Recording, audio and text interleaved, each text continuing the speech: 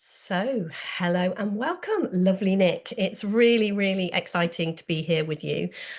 We have known each other for quite some time, but haven't spoken in quite some time. Huh? We got to And catch up.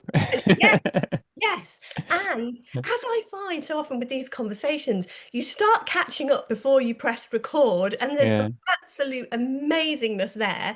And then yeah. you press record and don't necessarily capture that. No, it's gone now. Yeah, Yeah, yeah. we're gone. We just decided to press go and see. So I was just telling you about what is behind this podcast, and basically God speaks to me, and my relationship with God, the principles God, all of that has massively opened up for me.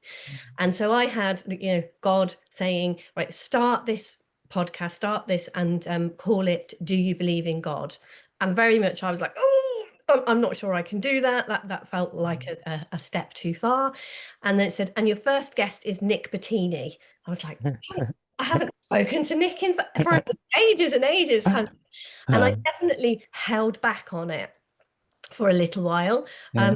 And then I was actually speaking to a client, and we were speaking about audaciousness and, following these nudges, following what we do. And I actually shared, well, I've had this nudge to start this podcast, and I've had this nudge to reach out to Nick Bottini. I said, and I'm not doing either of them. And there and then I said, right, I'm going to do that before the end of the day. And that's the day you got the message. So, and you came back with something just beautiful saying, gosh, yes. So here we are. I love that. I love that I didn't know that, and it's just made this conversation even more sumptuous and delicious and gorgeous. So thank you for filling that in. Yeah. What a topic. Yeah, yeah. And isn't it interesting that so I've had God in my life my whole life, and definitely my relationship with God recently has completely changed. I've seen, or I guess over the years since I came across the principles, my relationship with God has made more and more and more sense, if you like. It's like, yeah, yeah, Mm. yeah. It's made me realize. And I know that question, do you believe in God? My brother is he's one of my favorite people in the universe, and he's a religious man. And I know if you ask him the question, do you believe in God? He would say, well, now that depends who you believe God is. Mm. So, so I would really, really love you to share. Straight away, you came back with a message saying, I mean, obviously, in me being nudged to reach out to you, there was something going on for you too. So I'd Yeah. love you to share what's been going on for you in this arena. Yeah.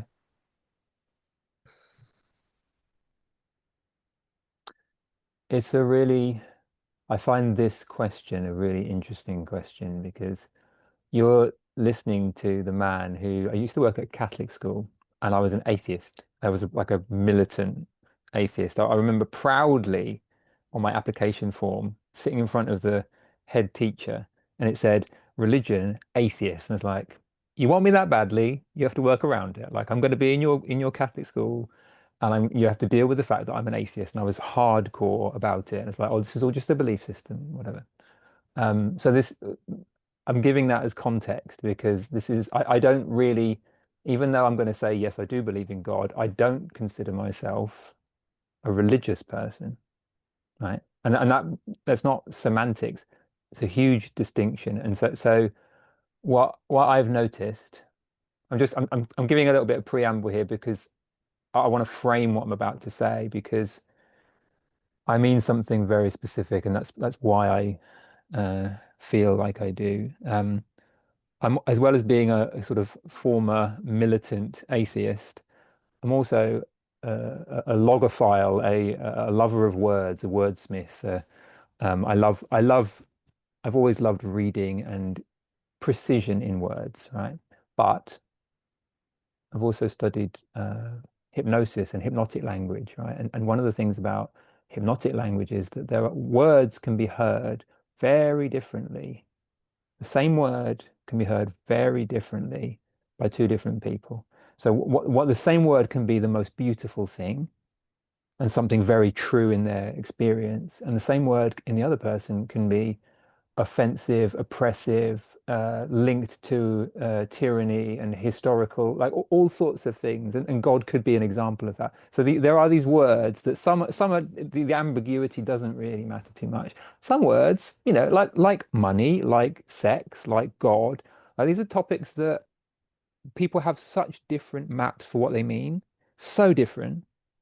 And I don't mean they're deranged or delusional. It's like how they create the meaning of what it is so different. And we don't normally see this very clearly about our fellow human beings. So we tend to think, oh, well, they must live in roughly the same reality. But if you ask questions about what does it mean to you, and you really ask questions to explore,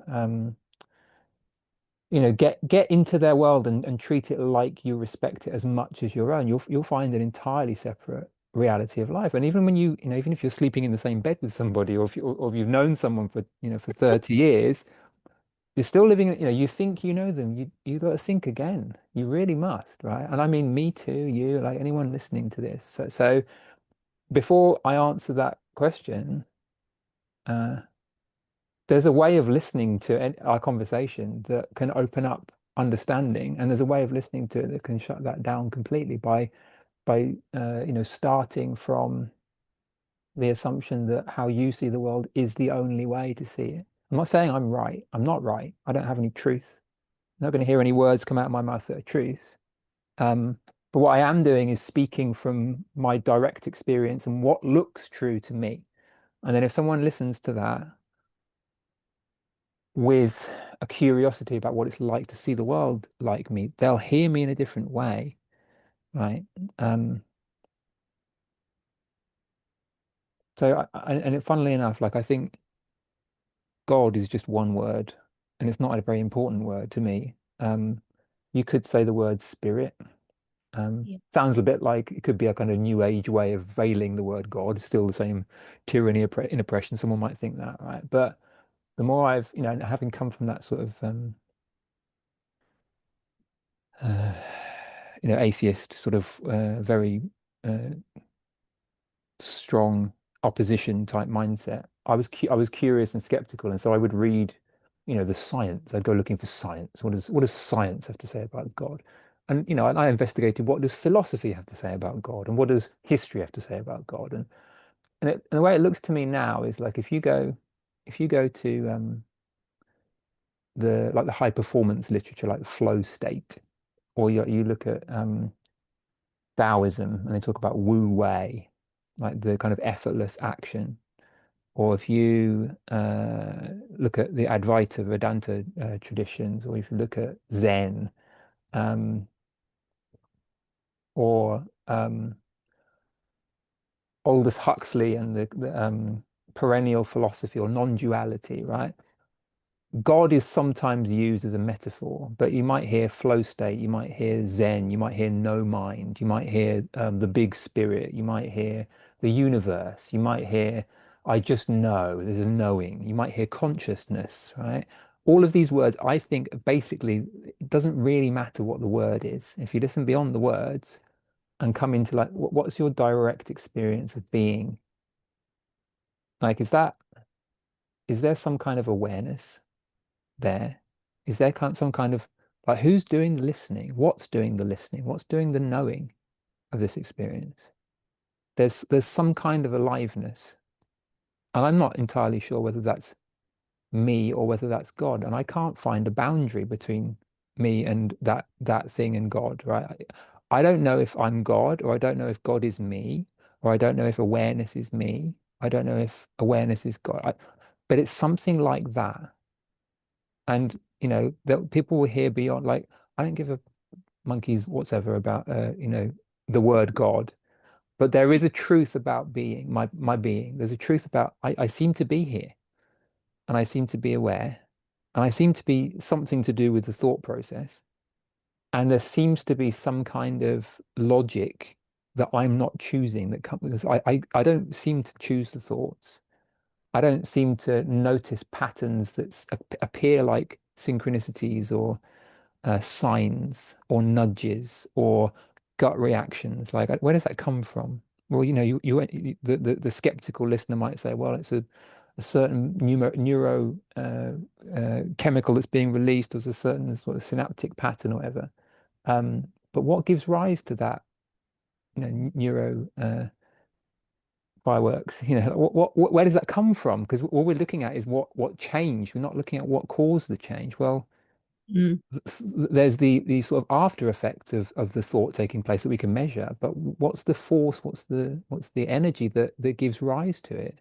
It's like, a windmill is turning, but you can't see the wind. You can see the effects of the wind, right? So that's what, to me, that's what the whole domain of like neuroscience and all those fancy terms, people get blindsided by, because they think, well, if it's scientific, that means I can switch off my own feelings and direct experience. And that doesn't seem true. And I know my intellect loves to talk about the stuff and the words and the how it maps across, and how this means this analysis must mean that someone's wrong. We like to fight about stuff. But I'm saying, like, for me particularly, like, beyond all the words, and come back to, like a newborn baby's awareness before words even exist, before you have to label anything. What is this that's going on in this reality? I think I'm feeling something. I think I'm here. I think I'm aware. And as the all the definitions and words and analysis quietens down, feels like a spiritual experience to me. Feels spiritual. Feels love. Like, the quieter I get, the more loving I feel. The quieter I get, the more close to the surface I am, and content in my human mess.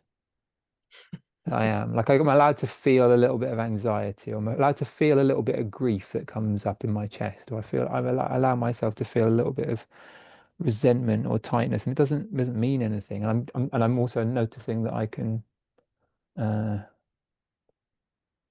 I could judge myself about talking too much, right? On this, like, all of that is beautiful. Isn't that gorgeous, right? That it's just this flow of meaning and story, and oh, that's what God does. That's what life does. Right. So I don't know what God is, but something's going on. And when I act like it's like this Nick character is responsible for everything, when I act like the ego is, I'm doing the thinking, I'm doing the achieving, I'm doing the creating, I'm doing the making, like that doesn't, it feels different. It feels wrong in a funny sort of way. Doesn't seem to fit with what intuition is telling me. Um, and for a long time, I felt quite numb about my feelings. I wasn't too bothered about listening to what my feelings were telling me. I'd kind of lived in a way where I kind of disconnected from, I didn't really care about what the feelings were, so I wasn't listening to the signs. I think a lot of people live like I've spent a lot of my years living, not really caring what the feelings are telling me. Or that, don't surrender everything to feelings. We live in the age of reason. This is post-enlightenment, age of reason, whatever. And yeah, I think it's much, when we're born, before all the labels and the beliefs, life's very pure, very simple, very raw, intuitively guided, uh, fewer decisions, let no effort. Lots of action can take place, but we're Yeah. not really doing it. Lots of me, lots of you. It's really uh, high signal to noise ratio. Like, you get young babies, that it's all them and nothing, no stuff on, veiling them.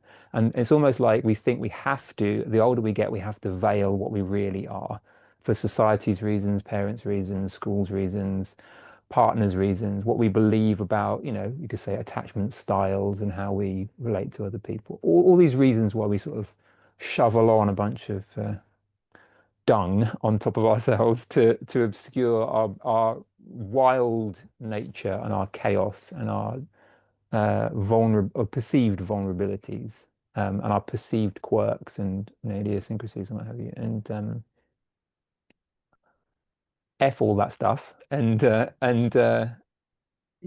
find out who you were when you were born. Like, find out what that energy was without the veil on top, and go Mhm. and dare to be not liked, and dare to be uh, are one of a kind, because it turns out you are.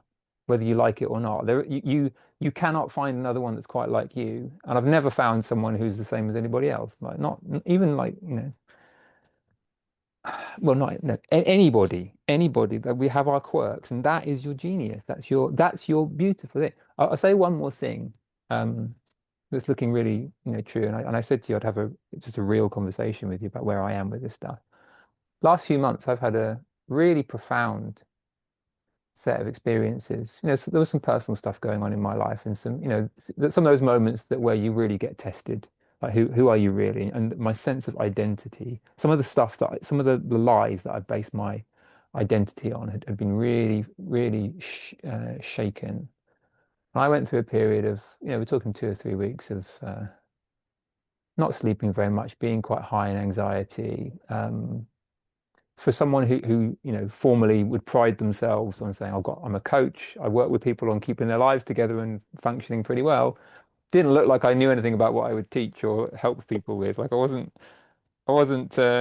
smoking my own supply, as it were. And it but it was interesting because my sort of most sacred cow beliefs had kind of been sacrificed. And in the absence of needing to keep a lie in place or needing to keep a facade in place, I got unleashed in a way I'd never experienced before. And it wasn't pleasant because it meant all the feelings I've been keeping out were allowed in now. It's like, oh my God, I got the full dose of grief. I get the full dose of anxiety. I get the full dose, and no particular reason, but just these waves of all the different colors and kaleidoscopic, melanges of different human stuff that I'd almost like being put in a straitjacket, what have you. So this wild sort of human experience started occurring. And I also I started experiencing synchronicities in a way that, you know, I don't know, the 20-year-old me, for example, would have really gone, oh, no, you're just making it up. You're just seeing things that seem to be, uh, or you're just seeing meaning where you want to see meaning. But I was interesting about like, where are these thoughts coming from?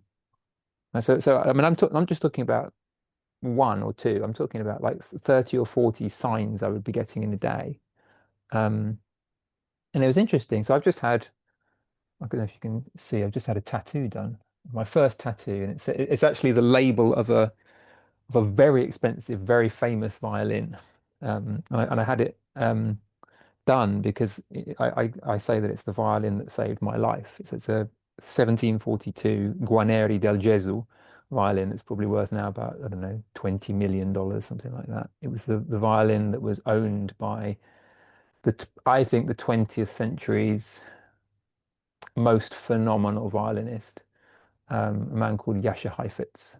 And he was beginning of the 20th century, he was famous for sort of making these recordings and showing people how perfectly the violin could be played, and it astonished people. And recordings were quite new at that time, so everyone was like very excited. So there was a frenzy about Heifetz. Made his Carnegie Hall debut at 1917, and yeah, you'd hear this very beautiful sound and very intense sound. And when I was living in Weimar when I was in my third year of studying undergrad, and I had an overuse problem in my shoulder. I was in a lot of pain at that point. It was quite extreme. I couldn't play the violin for more than about 15 minutes a day, 15 minutes in one go rather. And I was managing the pain by doing some pretty extreme things, like having hot showers and laying on the floor with, like Alexander technique, or doing some yoga. So I'd do 15 minutes on, I'd do something to release the pain, or I'd have ibuprofen or something. This whole ritual and systems that would allow me to kind of clock up the 3 or 4 hours that I needed to do each day to try and compete. It was ultra competitive, it felt to me anyway. And I was getting suicidal. And I was like, well, I'm losing the ability to do the one thing that means anything to me. So I was like losing the battle. It's like, well, if I can't do that, I am a musician, so if I can't do music, I don't need to be anymore. That was my logic. Um, so I was like getting more and more conviction about, okay, let's give this a go then. Okay, this makes sense. And I couldn't. I was also ashamed of the fact I was too scared to do that. So it was also, not only did I have suicidal thoughts, I also had the shame of not being able to do it, right? And the embarrassment. I'm too pathetic to even do that. How that's even worse. Um, And I think my nature, I'm quite a bouncy type by nature. I'm quite lively by nature, but so instinctively I knew I needed to kind of pull myself. Something nudged me to pull myself out of that mood, and I did it two ways. I listened to uh, James Brown and danced around a bit, which I loved. But the thing that really spoke to me in a very different way was I would listen to Heifetz play the Bruch Scottish fantasy, and just hearing because I was, by day very competitive and worried about whether I was good enough and stuff, and then to hear like the world's greatest violinist or history's greatest violinist as I saw it, like it was just not about competition at all. It was just beauty. And there was something about the beauty of his playing and his sound and the integrity that he had about expressing the score. And it was of its time. It sounds a bit dated to our modern ears, but like he really thought about how he was playing. And it really spoke to me. And you know how um everyone has people often have our song, like there's an our song phenomenon, or there's some songs that just remind you of a certain time in your life, right? So what I believe, I think it goes deeper than that. I think that uh, that piece for me and that recording for me is like a psalm. So it's like a psalm. It's like a musical prayer, and it's like a personalized. So there was all this music in the world. Some doesn't resonate. Some does kind of. Some's got historical associations for us about a period in our life, and psalm is like a portal to the divine, like a soulmate piece. Well, and there Yes. can be several of them, but so I can, this is how I see it now, is that one for me is like, the James Brown music I was listening to got me out of it a little bit, but this was like God calling me into the world to stay with me, Nick, stay with me. You can do this, right? It was like, and no one else will hear that the same way, but because they can't, because that was a message for me, right? Now, this is the thing. The reason I'm sharing that is because it's not just one story. After I had this kind of awakening experience the last few weeks, and I thought I'd been awake before, but this has just cracked me wide open. Um, I started to notice that all of those moments. So that's one example of a moment in my life that felt like God was there. And it didn't just feel like it was like it was just clear that it was there. Um, by the feel there was a feeling of it being so true. I wasn't even thinking about it in those terms, but it's obvious that was I was given a strong message of I knew what to do, or I knew what I had to do. Every moment there's been that kind of presence when I've had a strong nudge, or there's been a strong sense of direction or rightness.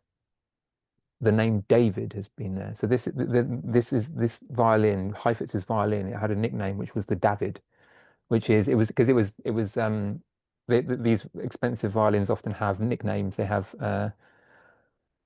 so famous players that used to once play, and so now it would be called the Heifetz David, because Heifetz was such a influential. But before that, Ferdinand David was the guy that Mendelssohn wrote his violin concerto for. So it had this historical sort of lineage beforehand. So there's lots of these David references, and I won't uh, go into all of them, but I'll mention another one. There's another example. So, for example, I'm a coach now. I used to be a teacher. That pivotal moment in my life where I was a classroom teacher, I trained as a classroom teacher, but really fell in love with the waking up the person rather than teaching the music stuff to them, right? There was a young man that I had in my class, probably 11 or 12 at the time. Um, he had the voice of an angel. We did some kind of karaoke or something, I can't remember. But I discovered, oh my, like he sounds like a little Michael Jackson or a little Stevie Wonder. Like he sounded like a fully formed, like he's got a voice that you could go to a recording studio and it was great. It didn't really need much music. He had an ear and it worked, and whatever he'd done at home, it was great, or singing in church or whatever had occurred. And there was some talent contest, and I also ran a jazz band, and I was I'm fanatical about making when I ran jazz bands with young people, I was very fanatical about, like, just because they're 12 and 13 doesn't mean they can't play tight and it groove and sound like professionals. Like, because I got to the school and some of these players could do that already. It's like, I can work this group to a point where they will sound tight, sound professional, and people will be, their minds will be blown that a school band could sound this good. So that was I was very excited about. That was one of the most exciting things about being a teacher for me, was the extracurricular music and the jazz band that I ran. I came alive with that, and I got a chance to play the sax and whatever. So I thought, oh, he could be the singer for this amazing. He would be the caliber of singer that would fit.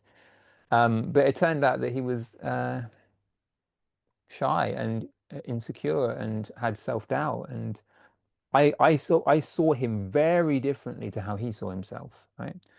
And so, and he also, came from a the family situation was challenging, and I kind of felt like he benefited from a father figure to take him under their wing, whatever. And so I spent quite a lot of time after school coaching him, basically. So he would sing, and he could already sing it, but I would be, loving the kid, or like appreciating the kid and saying what he could become. And I would see his, his puff his chest out, and he'd come alive, and his face would change. And um, so this was that's when I really first fell in love with like awakening a young person, or like connecting them with who they really are and what they're really about. And that was what I really felt. And I thought, actually, this is I'd rather be doing this than doing what I've been doing all through the day.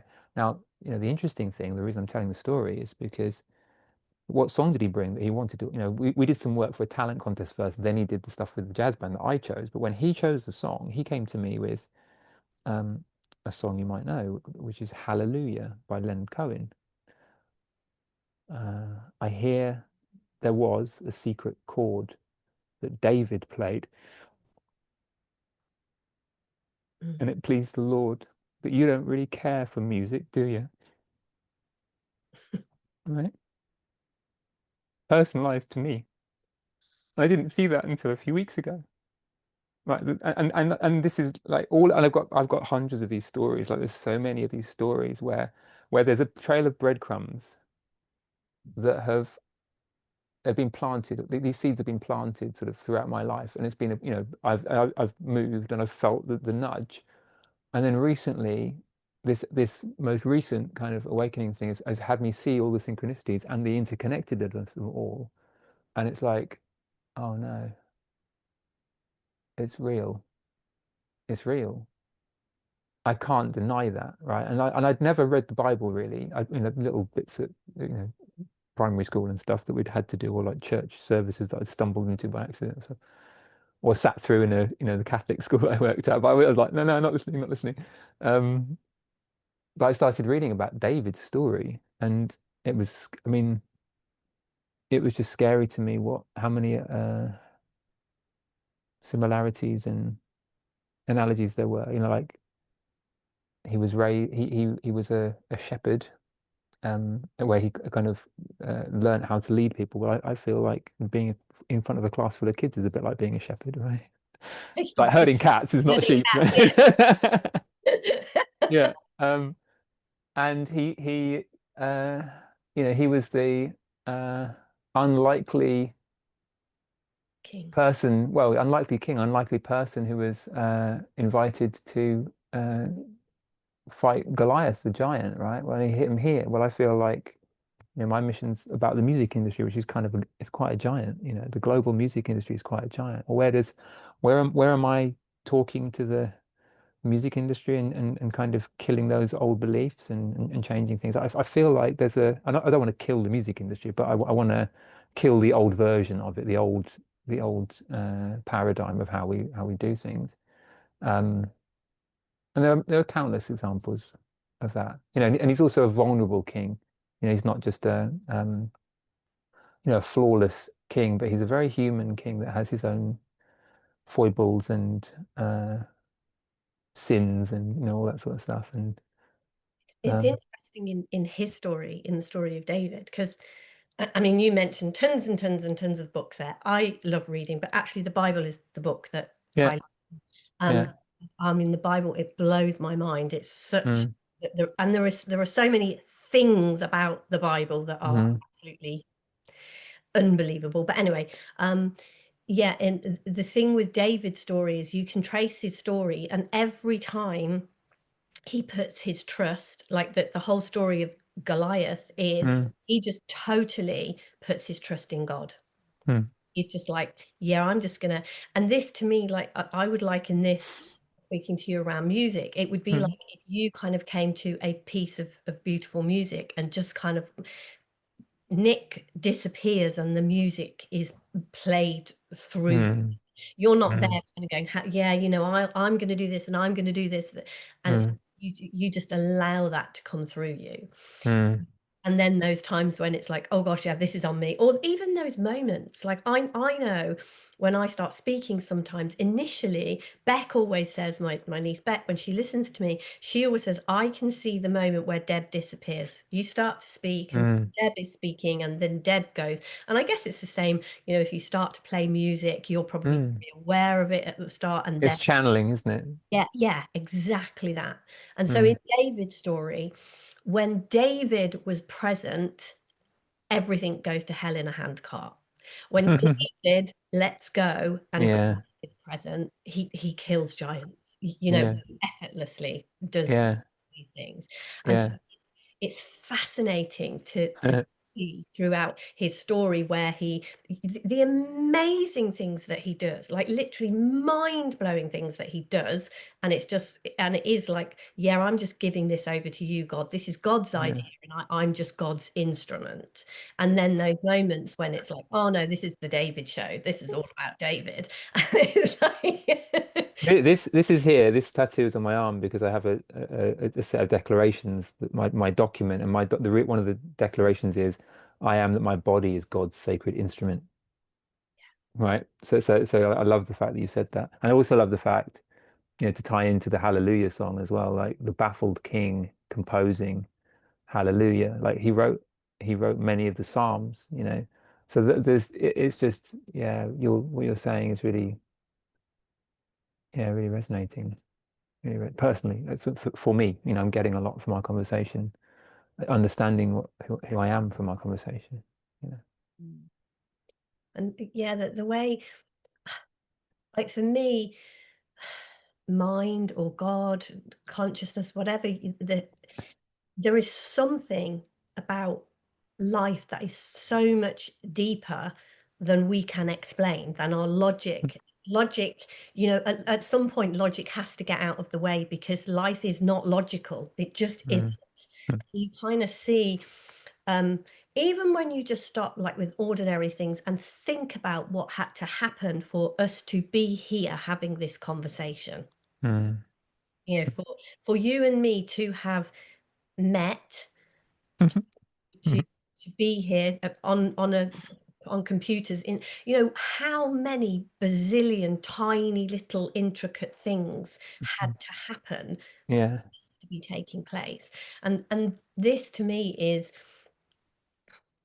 like, even if you just trace it, like my mum and dad had to meet, your mum and dad had to meet, just that, nothing, none of the other stuff, not the, you know, if you don't start from the Big Bang or whatever, those two things and the intricacies for those two things to happen, for then Yeah. what unfolded, for what came next. Mm. And just, yeah, there has to be an intelligence behind this, because this is intelligent. When you know, when you hear a piece of music, you know, I always say I'm probably the least musical person on the planet. I have not got the gift of being able to sing or play music or any of those things. And but I love listening, you know, when you're talking violin pieces, the violin always, I had a season at school where I tried to play the violin, and bless my violin teacher, kind of, she gave me high marks for effort, but just kind of said, because I just loved, yeah, the music. When I hear somebody playing the violin, Yeah. it Yeah. just it moves me. It's beautiful. Um, and if you just look at that one thing, music, I mean, there is something so incredible about music, what it can do inside of you, what Mm, it can wake up, what mm, it's just. And so to say that, you know, the intelligence behind music, just music, mm, then, like, as I said, I one of the reasons I love the Bible is because I heard, I don't know this and I haven't tested the theory, but I heard somebody talking, and I know one of my brother's things is he loves to look at the whole picture and the secret messages, if you like, behind some of the things in the Bible. mm, So I was listening to this guy the other day and he was talking, and if you go to Genesis and Exodus in the Bible, and if you're reading it in an original language, I think it's Hebrew, the Hebrew Bible, um, every 49 letters, so if you go through Genesis and count every 49 letters,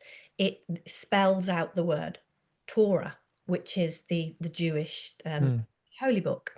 mm, And that happens in Genesis and in Exodus, but it doesn't happen in Leviticus. So if you don't know the Bible, the books of the Bible are Genesis, Exodus, Leviticus, Numbers, Deuteronomy, Judges. Anyway, so Genesis and Exodus, the first two books, 49 letters apart, both spell the Torah. mm, Leviticus, it doesn't happen. Then in Numbers, if you do it, it's the Torah spelt backwards, the other way.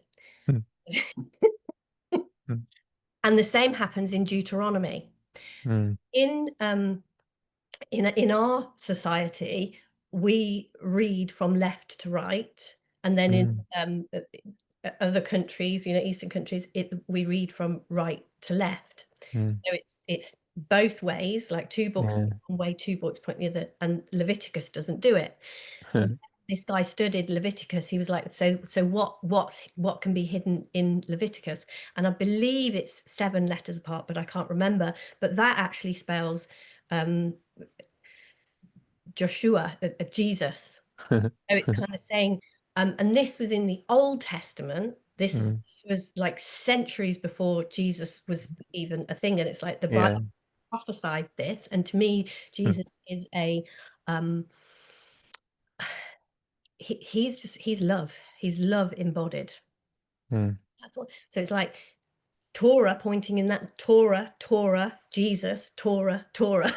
mm, So, and when you see it, even things like that, it is like, wow, how can a book, how can that, you know, the mm, mathematics that would have mm. had to have gone into that for that to Yeah.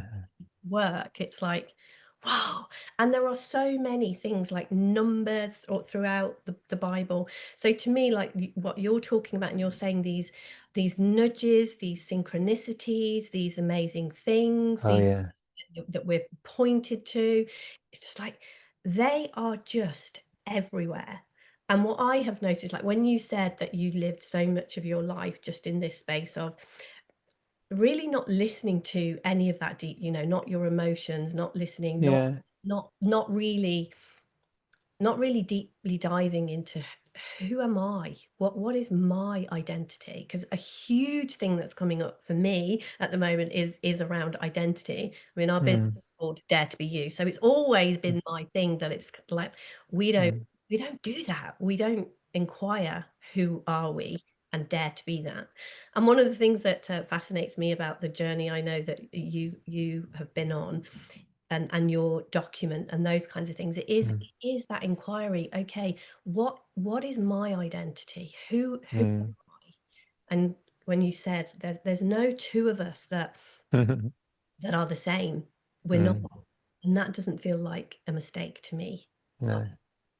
I was like, oh yeah. So Mm, it was really, really, really beautiful to listen to your sharing and what it lit up for me, what came yeah. inside me with that. Mm. I loved what you shared about the hidden letters and hidden messages. It reminds me of, I don't know, like an analogy. It feels to me like with the synchronicities thing, it's not that they weren't there before. No. But you know how there's different radio frequencies and there's, one's radio 1 and one's radio 5 and there's this pirate radio station that's a bit crackly or whatever. Like there's all these separate reality stations. They're all there, right? And some of them are, more of a dark perception of reality and a bit more lonely and separated and, skeptical and not such a loving feeling to them. And it's like there's a, you know, not levels, but like different vantage points, let's say, different levels of heaven, different levels of love, or different levels of truth.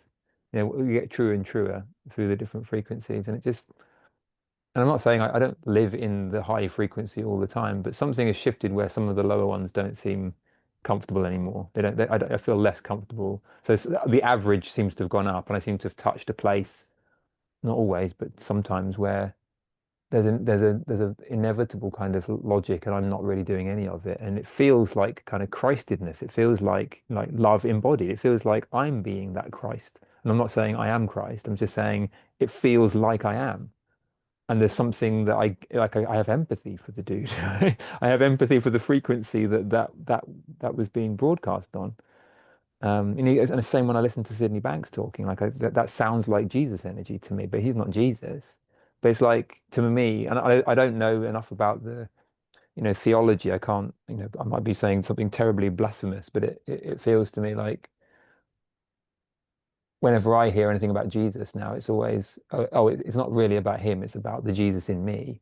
It's really about, like, if I let go of the layers, then there's this God human version of me, and that's all it's ever about. And a crucifixion is not really just a physical death. It's a death of that old character. It's a metaphor, and uh, like the suffering that I've experienced is part of my uh, where I get my passion from. Like it's my passion for life. It's that having learned through the experiences I've had, like what what it is to be really alive, like fully awake, fully alive, wild and free. Um, and that's threatening to the status quo. That's threatening to governments. If everyone was really wild and free, it wouldn't. Our ways of oppressing people into conforming wouldn't really work. It would have to change society. So it is that kind of freedom is a threat. But it's also beautiful because it's God guided. It's all, God led. Like you said. Um, but it's very interesting how, the closer you get to that, the more fear we can get more fearful, because we think, oh, no one else is doing this. This is really rare. Are we allowed to do that? And then you keep going, like you did, like into audaciousness, into, fuck it, I'll do it. It's like, just go there, just do it. It says do it, go, and you start to follow. You follow the divine marching orders, even if it makes no sense to anybody else and it offends people, or like, oh, this is outrageous, or people get angry, or they cling on for dear life, or whatever comes up for them. Like, you just gotta. That's what it feels like to me. I don't follow anyone else's orders, but I follow God's orders now, and I'm learning to do it all of the time. I'm not quite there, but I'm. So when I got your message, it's like, yep. I don't know why, but yep, we're doing that. This is what I mean. It's so of all, and no offense to you at all, but it's like, of all the people, your name was, and it was so strong. This is Yeah. very, very often, as I said, it really feels to me, and the words that make complete sense to me are, God just speaks to me, and Yeah. we're doing this now. We're doing this now. And I've been doing something for quite some time called the love experiment. And basically it is like, can I follow God? Can I follow this? Mm. And to me, Jesus's example, when you read about what Jesus did through the Bible, he definitely, and I think all of these things, I think there are different. I don't think there is one, like a parable or any of these things. I don't think there is one meaning to it and one meaning, and it's not about finding. There is like a meaning Mm. in every situation. So Jesus was an example of, he didn't say, he didn't give an example of what to do. He gave an example of how to know what to do. Mm. So it's kind of like, okay, so if you're in some kind of crisis, or what do I do when I'm in this crisis? There's not oh, you do this, you do this, you do this. It's like, right, okay, you turn to God, because Mm. that, you will be guided. Mm, It's continually, all the time, you do something different, even if the same crisis arises, later on. There might be a completely different, there isn't a one thing fits all. So mm, Jesus' example was how to know what to do, and not what to do, but how to know what to do. And you just, you look for divine guidance all the time.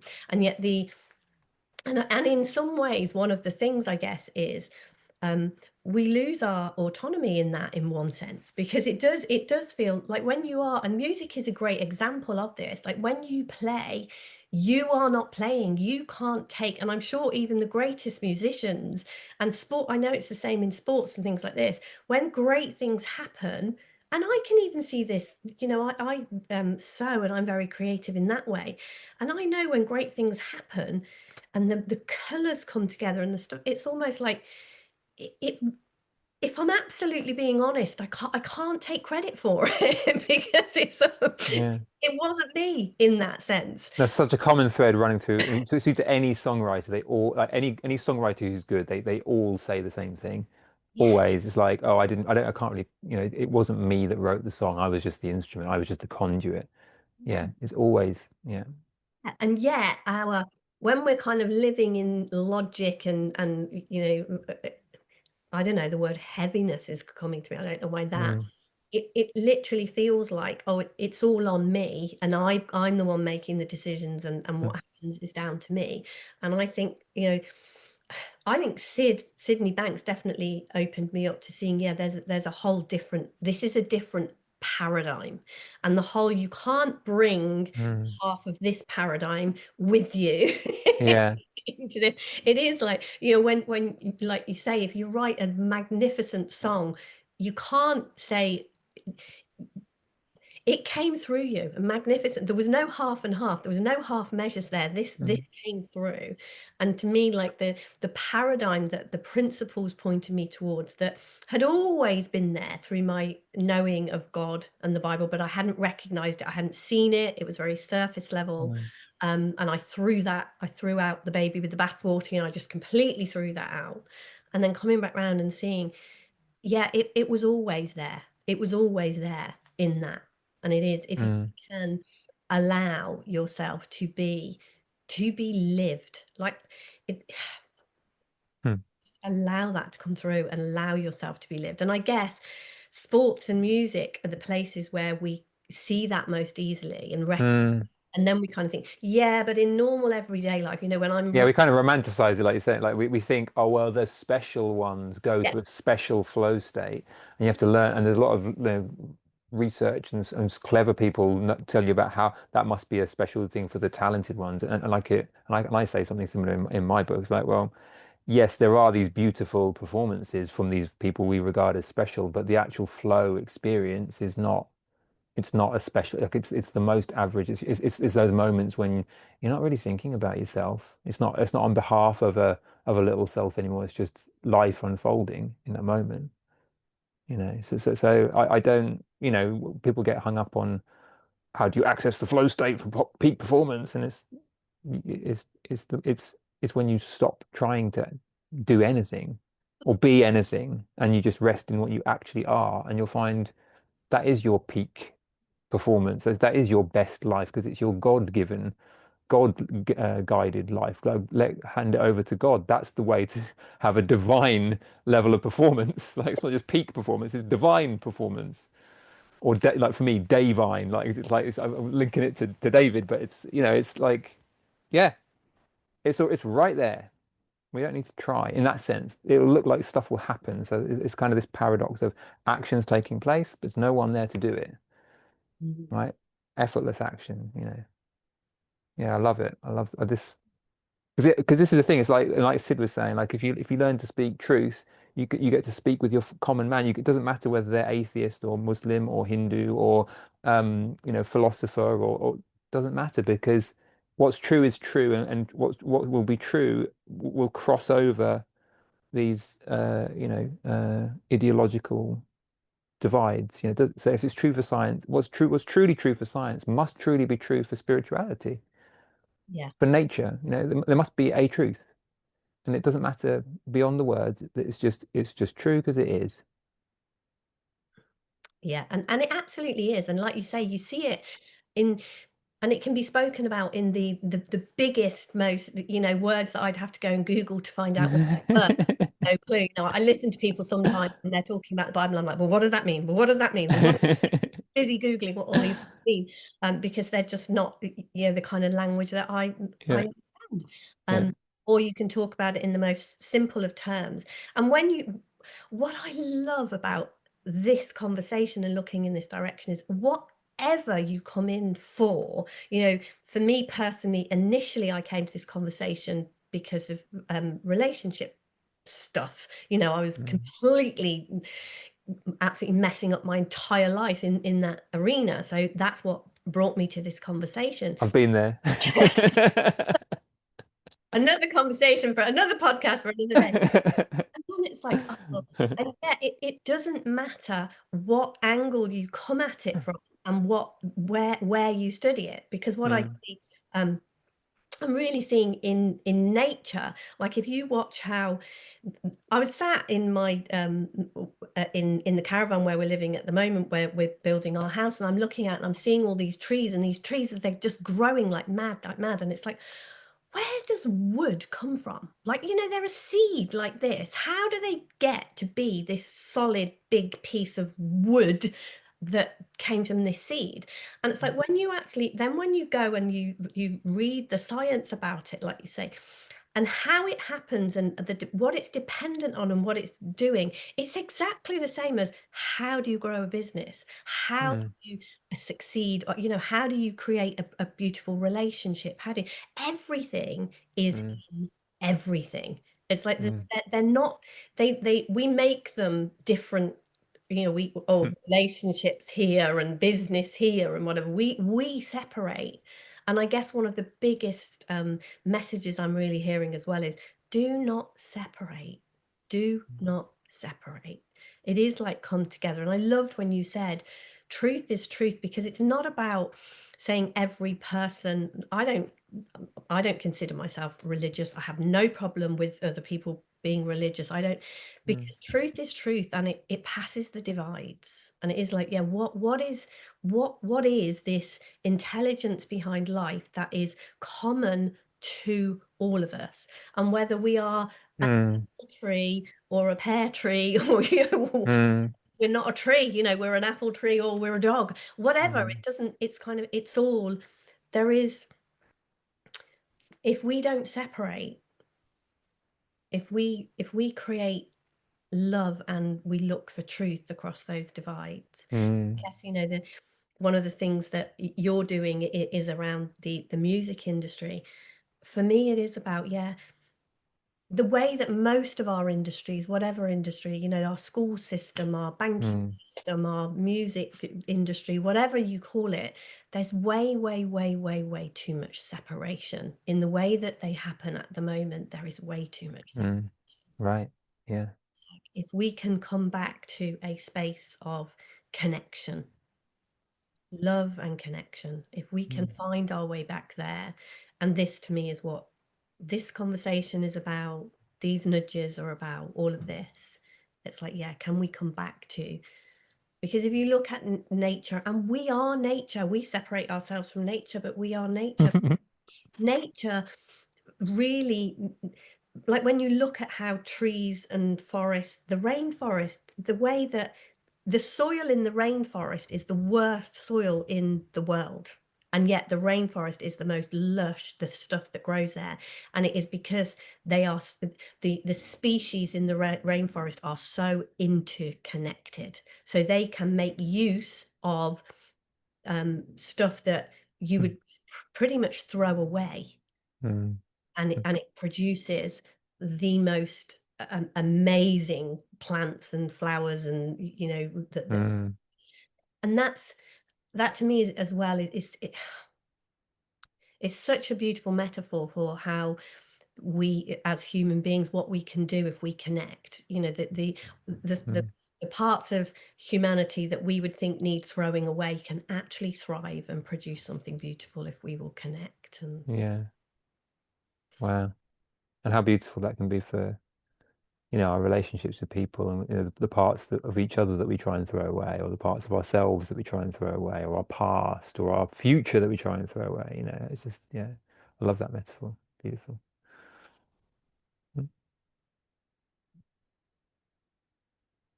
Thank you.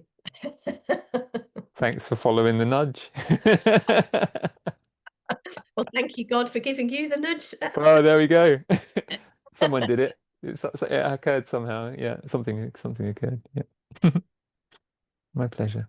Thank you very, very much. So I will get some information for you from you where people can contact you, and make sure it's in the show notes with this. But I'm sure Google Nick Bottini, go on Facebook, ask me, reach out, ask me, whatever. To connect. So thank you so much. That was a beautiful conversation. Much appreciated. My pleasure. My pleasure.